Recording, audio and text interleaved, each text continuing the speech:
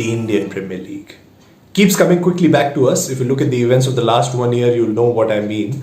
It has come quickly back to us than it did in the first 12 seasons. IPL 2020, the 13th season began in UAE in the month of September. The 14th season began in India in April. It was suspended midway. And then the resumption of the games in UAE in September, on the same date when IPL 2020 began a year ago. And now, in no more than 6 months' time, we'll have IPL 2022 upon us. But it won't be the same. It will be a lot more different. Lots of players shifting from one franchisee to another. Allegiance is shifting in terms of the fans. 2 new franchisees coming in. And so we needed a little bit more understanding of how things are going to go in the IPL 2022 auction, the big auction. And now we have that in terms of the player retention policy. So let's have a look at the knowledge that has been imparted upon us so far. The 8 existing franchisees will be allowed to pick a maximum of 4 players to retain, which can be in the combination of 3 Indian and 1 overseas player, or 2 Indian and 2 overseas players. As far as the Indian players are concerned, which a franchisee wants to retain, they can be uncapped, capped, or a combination of both. Now, what about the 2 incoming franchisees? Before we get to that, it is also important to note that there will be no right to match this time around in the auction as it was in 2018.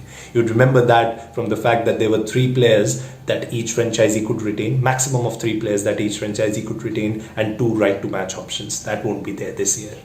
For the 2 incoming franchisees, Lucknow and Ahmedabad, they'll get to pick 3 players ahead of the IPL 2021 auction, in the combination of 2 Indian and 1 overseas.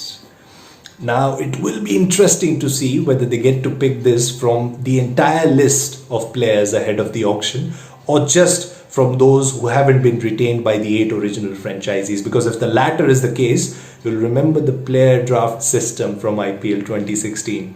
After Chennai Super Kings and Rajasthan Royals had been suspended, the 2 incoming franchisees from Pune and Gujarat were allowed to pick 3 players from here. And you'll remember Mahendra Singh Dhoni being the first pick from Pune that year.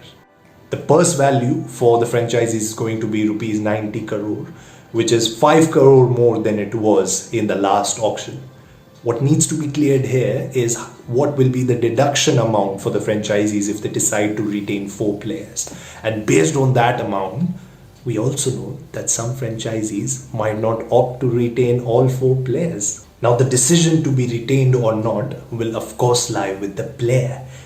And it will be upon their decision whether they want to leave or whether they are being paid more to join another franchisee. Those are the kind of dynamics that will come into play.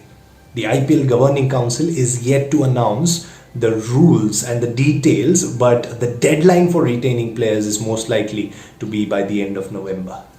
Now, what are the exciting storylines around the auction? We know that there is a question mark around David Warner and his involvement with Sunrisers Hyderabad. But he isn't the only one. Sunrisers Hyderabad aren't the only one. There are questions around Mahendra Singh Dhoni and his involvement with Chennai Super Kings the next season. We have heard that KL Rahul also wants to leave Punjab. But if we just look at the retention policies within the prism of one franchisee by the name of Mumbai Indians who've done well in the last auction cycle, we'll have a better understanding. Suppose they say the 3 Indian players they want to retain are Rohit Sharma, Jasprit Bumrah and Hardik Pandya. Certain Ishan Kishan and a certain Surya Kumar Yadav will be there to be picked by either the 2 new franchisees or in the auction. So we know that there will be big names that will go under the hammer, and that's what we want, because we want 10 strong teams and we want a competitive IPL season.